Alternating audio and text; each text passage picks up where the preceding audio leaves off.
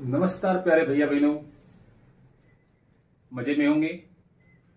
आइए आज हम प्रश्नावली 1.2 पढ़ते हैं।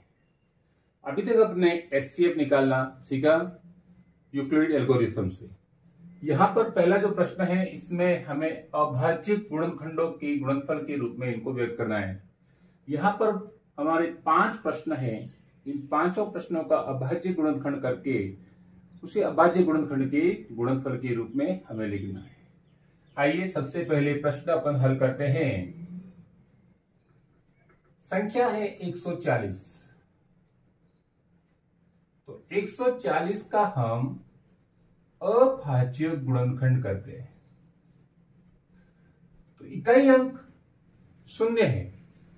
इकाई अंक 0 होता है तो 2 की भाजकता का नियम आपको मालूम होगा कि जिसका इकाई अंक 0, 2, 4, 6, 8 है तो उसमें हम 2 का भाग देते हैं। यहां पर अभाज्य गुणनखंड है, इसका मतलब हम जिस संख्या का भाग देंगे वह अभाज्य होगी। यानी ऐसी संख्याओं का भाग देना है जिसमें खुद का ही भाग जाता है, केवल स्वयं का भाग जा रहा है और किसी का भाग नहीं जा रहा हो। तो हम यहां पर 2 का भाग देंगे। 2 सत्ते 14। फिर 0 आया, फिर 2 का भाग देंगे तो भाग चला जाएगा 35 बार। 35 दूनी 70। अब यहां पर इकाई अंक 5 है तो 2 का भाग नहीं जाएगा। 2 के बाद कौन सी अभाज्य संख्या आती है? 3। तो 5 और 3 दोनों को जोड़ते 8। 3 की भाजकता का नियम है कि अंकों को जोड़िए और यदि जोड़ में 3 का भाग जाता है या 3 के पहाड़े में वह आती है, जोड़ करने पर 8 आए तो 3 के पहाड़े में 8 नहीं आ रहे, इसलिए 3 का भाग नहीं जाएगा। इकाई अंक 5 है, हम 5 का भाग देंगे तो 5 सत्ते 35 और फिर 7 का भाग दिया, 1 आया। अंत में 1 आया, हमारा अभाज्य गुणनखंड समाप्त। और इसको गुणनफल के रूप में लिखना है तो इस प्रकार से लिखा जाता है। आप सीधे ये भी लिख सकते हैं, ये नहीं करे तो भी चलता है, लेकिन ये गुणनफल लिखना बहुत जरूरी है। 2 गुणा 5 गुणा 7, या हम इसे घात के रूप में लिखेंगे तो 2 2 बार आया है तो 2 की घात 2, 5 1 बार है और 7 1 बार है। इस प्रकार से हम इसे अभाज्य गुणनखंड के गुणनफल के रूप में लिखेंगे। तीसरा प्रश्न करते हैं। 3 8 2 5। 3 8 2 5। इकाई अंक 5 है तो 2 का भाग तो जाएगा नहीं। 3 का जाता है या नहीं जाता, इसको चेक करने के लिए हम अंकों को जोड़ते हैं। 5 और 2 7, 7 और 8 15, 15 और 3 18। 3 के पहाड़े में 18 आते हैं, इसलिए हम यहां पर 3 का भाग देंगे। 3 एकम 3, 3 दूनी 6, शेष बचे 2, ये हो गए 22। 3 सत्ते 21, पीछे 1 बचा, 5 को लिया तो 15, 3 पंजे 15। फिर चेक करते हैं। 5 और 7 12, 12 से 13 14 और 1 15। फिर 3 के पहाड़ा में 15 आ रहे हैं तो हम फिर 3 का भाग देंगे। 3 चौके 12, 3 दूनी 6, पीछे 1 बचा, 15 हो गए और 3 पंजे 15, 425 आए। फिर जोड़ते 5 और 2 7, 7 और 4 11। 3 के पहाड़े में 11 नहीं आते तो अब 3 का भाग नहीं जाएगा। चूंकि इकाई अंक 5 है, हम 5 का भाग देंगे। 5 अट्ठे 40, 2 बचे 25 हो गए, 50 25। फिर 5 का भाग दिया तो 5 का भाग देंगे तो 5 एकम 5। फिर बचे 3, 6 7 8, 3 बचे 35 हो गए, 5 सत्ते 35 और 17। अब 17 ऐसी संख्या है जिसमें केवल 17 का ही भाग जाता है और किसी संख्या का भाग नहीं जाता है, तो हम इसमें 17 का भाग देंगे। 17 एकम 17। गुणनफल के रूप में लिखेंगे 38 25 इजिकल टू 3 गुणा 3 गुणा 5 गुणा 5 गुणा 17, यानी 3 की घात 2 5 की घात 2 गुणा 17। इस प्रकार से हम इन्हें अभाज्य गुणनखंड के गुणनफल के रूप में आसानी से लिख सकते हैं। तो अब आप ये प्रश्न संख्या 2, प्रश्न संख्या 4 और 5 आप स्वयं इसे हल कर सकते हैं। प्रश्न संख्या 2, पूर्णांकों के निम्नलिखित युग्मों में एचसीएफ और एलसीएम ज्ञात कीजिए तथा जांच कीजिए कि दो संख्याओं का गुणनफल है वो एचसीएफ इंटू एलसीएम के बराबर होता है। एचसीएफ और एलसीएम मस और लस दोनों ज्ञात करने। तो सबसे पहले हम प्रश्न संख्या 1 हल करते हैं। 26 व 91। सबसे पहले इनका अभाज्य गुणनखंड करते हैं। 26 का अभाज्य गुणनखंड किया, 2 का भाग दिया, 13 बार गया और फिर 13 का भाग 1 बार। 13 अभाज्य संख्या है तो 13 में 13 का ही भाग जाएगा। 91 न तो 2 का भाग जा रहा है, न 3 का जा रहा है, न 5 का जा रहा है। किसका भाग जाएगा? 7 का। 13 सत्ते 91 और फिर 13 का भाग 1 बार। 26 का मान गुणनफल आ गया 2 इंटू 13 और 91 का आ गया 7 इंटू 13। अब हमें सबसे पहले एलसीएम। तो एलसीएम क्या है? एलसीएम का मतलब है जैसे यहां पर जो जितने भी गुणनखंड आए दोनों में सबको लेना है, ठीक है ना। जैसे यहां पर 2 है, इसमें एक बार भी नहीं है, लेकिन इसमें एक बार, यानी अधिकतम कितनी बार आया? एक बार। तो हम यहां पर 2 को एक बार लिखेंगे। 13 एक बार दोनों में, तो अधिकतम एक बार ही है तो 13 लिखेंगे। 7 एक बार आया है तो 7 को भी लिखेंगे। 13 सत्ते 91 इंटू 2, 2 एकम 2, 2 नब्बे 18। तो हमारा लस एलसीएम क्या आ गया? 182। अब एचसीएफ ज्ञात करना है। एचसीएम के अंदर अपन को देखना है कि दोनों के अंदर समान कौन कौन है। तो देखिए ये समान क्या है? 13 दोनों के अंदर है गुणनखंड, तो हमारा एचसीएफ आ गया 13। अब क्या कहा है कि दोनों संख्याओं का गुणनफल और एचसीएफ और एलसीएम का गुणनफल दोनों बराबर है या नहीं। तो यहां पर हम एचसीएफ इंटू एलसीएम करते हैं, एचसीएफ और एलसीएम का गुणा करते हैं। तो एचसीएफ कितना आया है? 13। एलसीएम कितना आया है? 182। गुणा करते हैं, 13 दूनी 26, 13 दूनी 26 हासिल 2, 13 अट्ठे 104, 104 और 2 106 हासिल 10, 13 एकम 13, 13 और 10 23, 2366, 2364। ये क्या आ गया? इसका गुणनफल आ गया। अब अपन संख्याओं का गुणनफल भी करके देखते हैं। संख्याओं का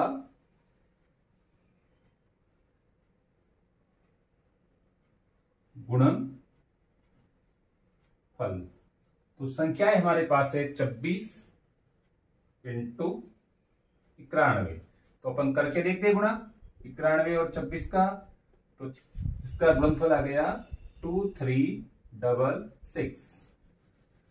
अपन देखते हैं कि दोनों के जो गुणनफल है, दोनों ही गुणनफल क्या है? समान। यानी हम लिख सकते हैं संख्याओं का गुणनफल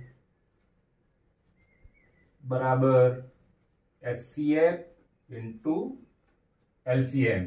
जो कहा था कि जांच कीजिए, तो ये जांच करने पर हमें सही मिलता है कि दोनों संख्याओं का गुणा है वह उनके एचसीएफ और एलसीएम के गुणनफल के बराबर है। अब हम प्रश्न संख्या 3 लेते हैं। 336 व 54। 336 का अभाज्य गुणनखंड करते हैं।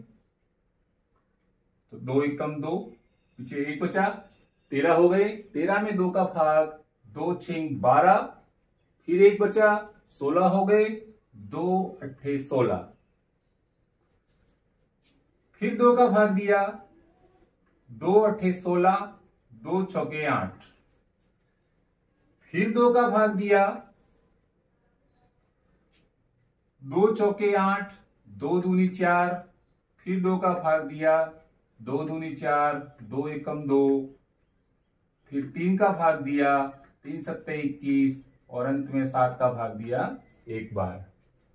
तो 336 के गुणनखंड हो गए 2, कितनी बार है? 1 2 3 4, यानी 2 की घात 4, 4 बार है, इसलिए 2 की घात हमने 4 लिख दी, इंटू 3 इंटू 7। 54 का अभाज्य गुणनखंड करते हैं तो 2 का भाग 27, और फिर 3 का भाग 9 बार, 3 का भाग 3 बार, और 3 का भाग 1 बार। तो 54 के अभाज्य गुणनखंड हो गए 2 इंटू 3 की घात 3। अब हम एलसीएम लेते हैं, यानी लसम। तो लसम में 2 दोनों में है, लेकिन अधिकतम कितना है? अधिकतम यहां पर तो घात 1 ही है, यहां पर 4 है, तो हमें अधिकतम घात लेनी है। तो यहां हम 2 की घात 4 लेंगे। 3 दोनों में है, लेकिन अधिकतम घात क्या है? यहां पर 1 है, यहां 3 है, यानी 3 की घात 3, और यहां 7 की घात 1, ये 7 आ गया। 2 की घात 4 का मतलब है 2 एकम 2, 2 दूनी 4, 4 दूनी 8, 8 दूनी 16, 16 लिखेंगे। और 3 की घात 3, 3 तिया 9, 9 तिया 27, इंटू 7।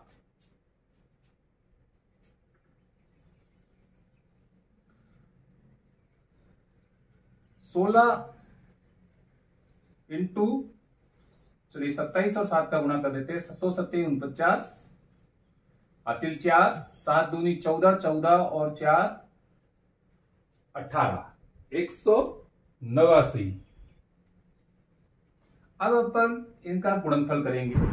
16 और 189 का गुणनफल आ गया 3024।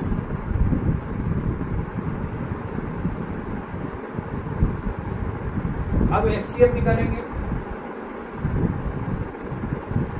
तो एचसीएफ निकालने के लिए हम देखते हैं इन दोनों में कॉमन, दोनों में हो और न्यूनतम घात देखनी। तो यहाँ देखिए दोनों के अंदर 2 है, लेकिन न्यूनतम घात 2 है। 3 दोनों में है, लेकिन न्यूनतम घात ये 1 है। तो 2 की घात 1 और 3 की घात 1, ये दोनों ही एचसीएफ के अंदर आ जाएंगे। आ जाएगा 2 दिया 6। अब एचसीएफ इंटू एलसीएम,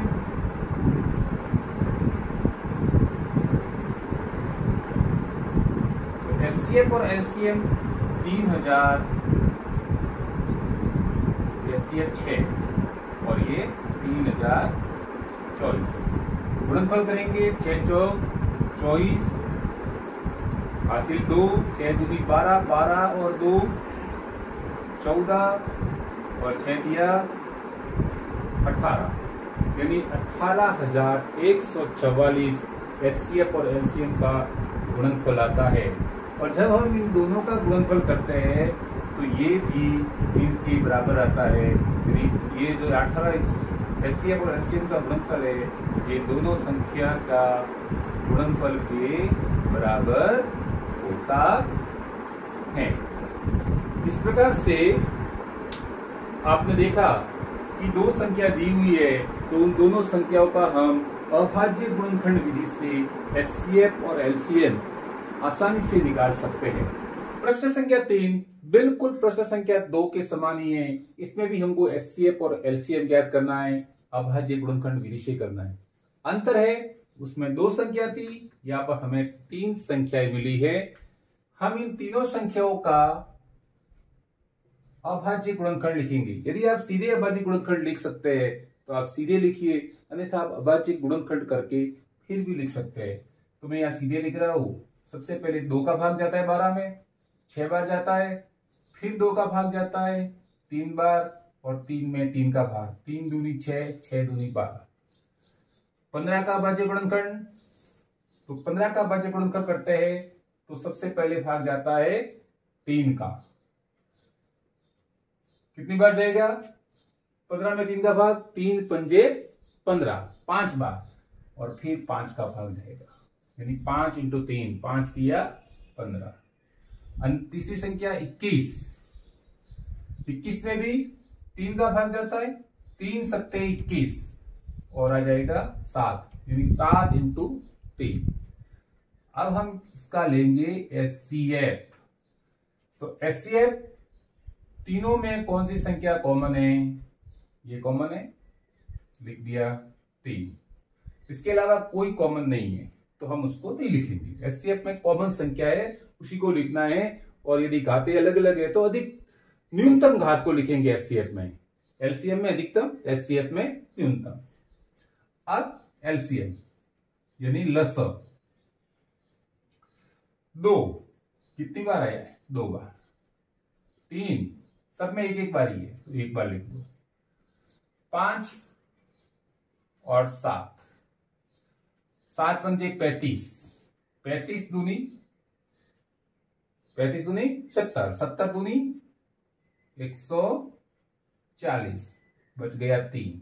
140 और 3 का गुणा किया, आ गया 420, यानी आपका एचसीएफ 3 है और एलसीएम 420 है। प्रश्न संख्या 2, इसके अंदर 17, 23, 29, 17, 23 और 29। तो 17 का अभाज्य गुणनखंड करते हैं तो चूंकि अभाज्य संख्या है तो 17 का ही जाएगा। 17 का भाग कितनी बार जाता है? एक बार। इसी प्रकार 23 भी अभाज्य संख्या है तो 23 का एक बार भाग, और 29, तीनों ही संख्याएं अभाज्य संख्याएं हैं, अतः इनके अंदर इनका स्वयं का भाग जाएगा। इसके अलावा और किसी संख्या का इसमें भाग नहीं जाता है। अब इनके अंदर अपन को एचसीएफ लेना है और एलसीएम लेना है। एचसीएफ तीनों में समान तो यहां पर 1 है, और एलसीएम 17 इंटू 23 इंटू 29, इन तीनों का हम गुणनफल करेंगे, और गुणनफल करने पर जो संख्या आएगी वह इसका एलसीएम होगा। तो गुणनफल करने पर हम देखते हैं कि इसका गुणनफल है वो आता है 11, 33, 9। तो ये इसका एलसीएम कहलाएगा। इस प्रश्न के अंदर एक प्रश्न और है, उसको आप स्वयं हल कर दीजिएगा। प्रश्न संख्या 4, 306 और 657 ये 2 संख्याएं हैं, और इन दोनों संख्याओं का एचसीएफ 9 है, और हमें ज्ञात करना है इन दोनों संख्याओं का एलसीएम। 2 संख्याएं दी हुई है, एचसीएफ दिया हुआ है, और हमें एलसीएम ज्ञात करना है। जब हमें दोनों संख्याएं ज्ञात है और एक एचसीएफ या एलसीएम दोनों में से कोई एक ज्ञात है, कि वो कहने का मतलब 2 संख्या और एचसीएफ एलसीएम 4 टोटल संख्याएं होती है, इनमें से कोई 3 ज्ञात होने पर चौथी संख्या हम ज्ञात कर सकते हैं। तो हमें यहाँ पर एलसीएम ज्ञात करना है। देखिए कैसे करते हैं। अभी अपन ने पिछले प्रश्न में, प्रश्न संख्या 2 के अंदर अपन ने देखा था कि HCF into LCM is equal to दोनों संख्याओं का गुणनफल।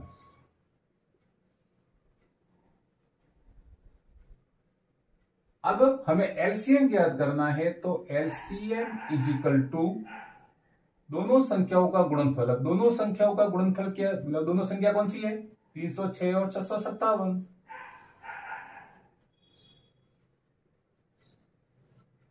एचसीएफ नीचे चला आएगा। एचसीएफ, अब एचसीएफ कितना है, एचसीएफ दिया हुआ है 9, या आप यहाँ पर एक बार एचसीएफ लिख दीजिए, नहीं तो भूल जाओगे कहां से आया। 306 इंटू 657/9, दोनों संख्याओं का गुणा करके उसमें एचसीएफ का भाग देंगे तो हमको एलसीएम प्राप्त हो जाएगा। 9 का भाग दिया, 9 एकम 9, 9 तिया 27, पीछे रहे 3, 36 हो गए 6 उतारने पर, 9 का भाग 36 में, 9 एकम 9, 9 दूनी 18, 9 तिया 27, 9 चौके 36, आ गया 4, 306 में भाग देने पर 34 आ गया, यानी एलसीएम हमारा है 34 इंटू 657। अब 34 और 657 का जब हम गुणा करते हैं तो गुणनफल हमें प्राप्त होता है 22, 33, 8। इस प्रकार से हमें ये एलसीएम है वो प्राप्त होता है।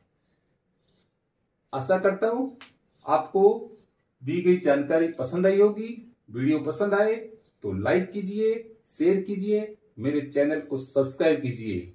धन्यवाद।